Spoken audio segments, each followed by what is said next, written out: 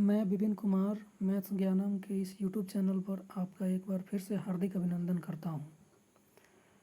तो दोस्तों, आज हम लोग जानेंगे मैथ्स के कुछ कैलकुलेशन के ट्रिक्स।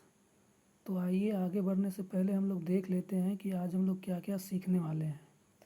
तो आज हम लोग सीखने वाले हैं कैलकुलेशन से संबंधित कुछ क्वेश्चंस। पहले तो क्वेश्चंस देख लेते हैं कि कहाँ पे इन क्वेश्चंस का एप्लीकेशन होगा, क्योंकि कैलकुलेशन जानना और उनका एप्लीकेशन करना दो अलग चीज़ें होती हैं।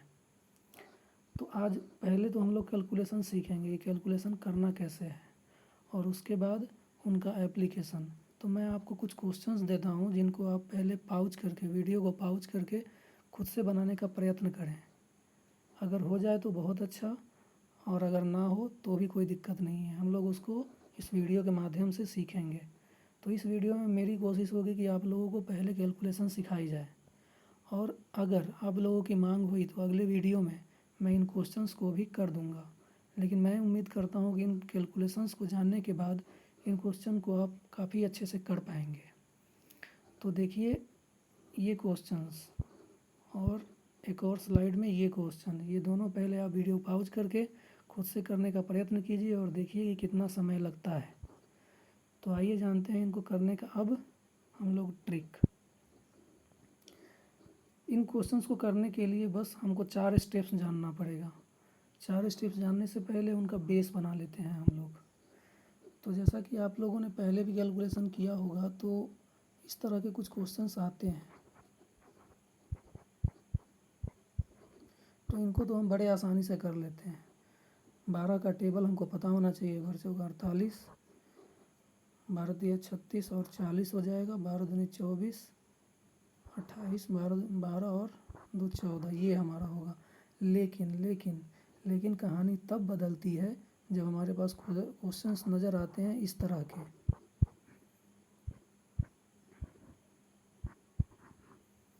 तब हम लोग इस तरह से टेबल काउंट करके नहीं कर पाते।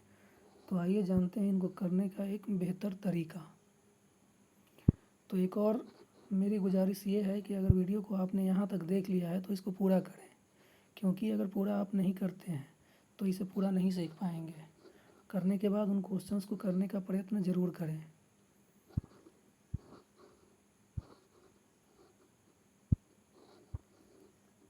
तो जैसे कि हमारे सामने कुछ क्वेश्चंस इस तरह से मान लीजिए आ गए कि 105 इंटू 101, ये गुना आ गया। इसको भी करने में अगर कोई आम बच्चा है जो कि 7th या 8th का या फिर 10th का है, वो तो इस तरह से करेगा 105 101, और इसको तीन स्टेप में जाएगा ऐसे ऐसे, और फिर इसको ऐड करेगा। लेकिन वो तरीका काफ़ी लंबा होगा जिसको हम लोग कंपटीशन में यूज़ नहीं कर पाएंगे। तो अब हमको कंपटीशन में कैसे करना है वो देखते हैं।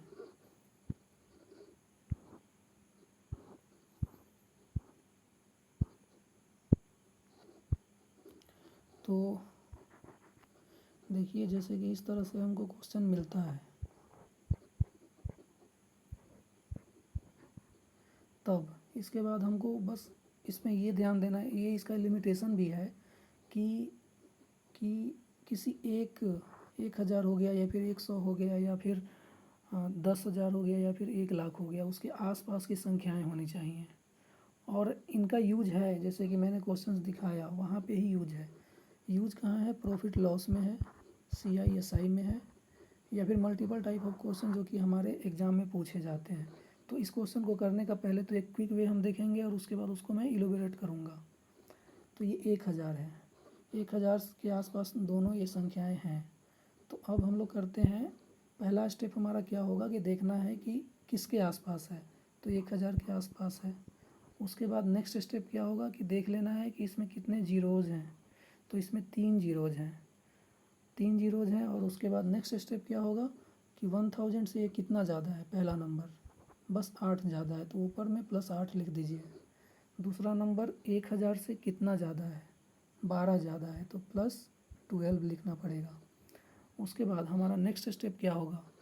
ऊपर वाले दोनों नंबर को, ऊपर में जितना हमारा नंबर एक्सीड गया उन दोनों नंबर को गुना कीजिए।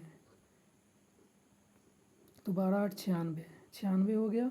उसके बाद दो बॉक्स बनाइए, 12 8 96 हुआ, 96। अब 96 आया तो इसको ये भी समझना है कि ये कैसा 96 आया, प्लस में या माइनस में। चूँकि दोनों प्लस हैं तो ये प्लस में 96 आया है, तो यहाँ पे लिखना होगा +96। लेकिन मैंने शुरू में ही आपको नोट करवाया था कि 1000 बेस है, इसमें कितने जीरोज़ हैं, 3 जीरोज़ हैं। और हमारा जो 96 आया है वो हमारा बस 2 डिजिट का है, तो हमको लिखना है 3 डिजिट, तो 096। अब हमारा नेक्स्ट और अंतिम स्टेप क्या होगा कि यहाँ से पहले नंबर को देखिए 1008 और सामने इसके तिरछे में देखिए 12 है। 1008 में 12 जोड़ दीजिए तो कितना हो जाएगा 1020। या फिर ऐसे भी कर सकते हैं 1012 में यहाँ से 8 जोड़ दीजिए, दोनों करने से सेम ही आंसर आता है, तो कोई इशू नहीं है। अब हमारा नंबर क्या बना 1020096। तो इस तरह से हमको करना है। तो अब मैंने जो जो किया उसको एक अच्छे से एक स्लाइड में बता देता हूँ।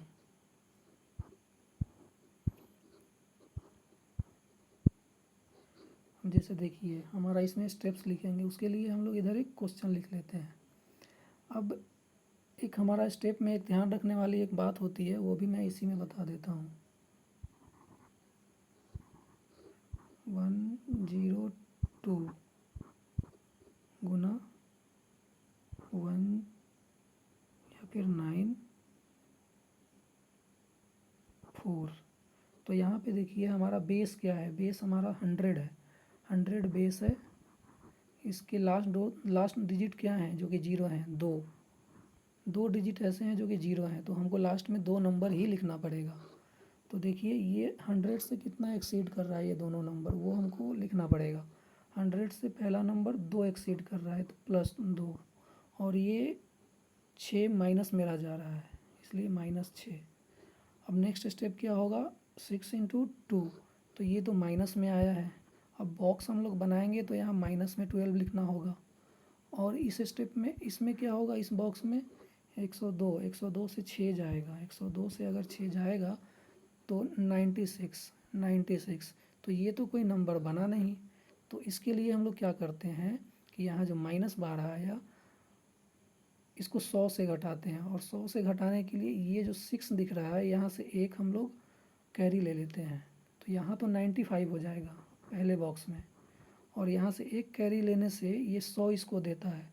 तो 100 से अगर 12 घटेगा तो कितना बचेगा वो 88, तो 9588 ये हमारा होगा आंसर। तो स्टेप्स आप नोट कर सकते हैं इस तरह से कि स्टेप 1 हमारा ये होगा कि बेस, आधार लिखें पहले, आधार।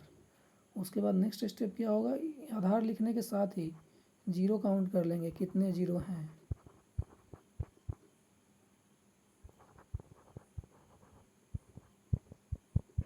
सेकेंड स्टेप क्या होगा, सेकेंड स्टेप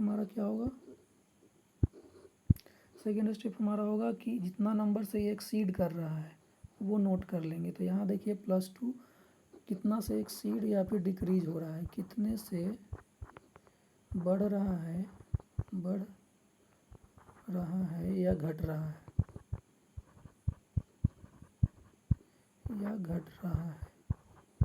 वो यहाँ पे नोट कर लेंगे। उसके बाद दोनों को गुना करेंगे,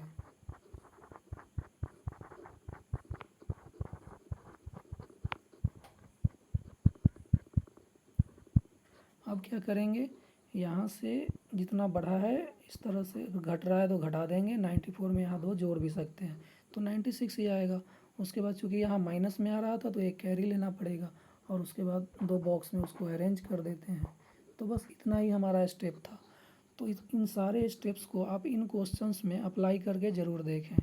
ये क्वेश्चन और अगला क्वेश्चन हमारा ये है। ये 10 क्वेश्चंस हैं जिनको बनाने का प्रयत्न आप ज़रूर करें।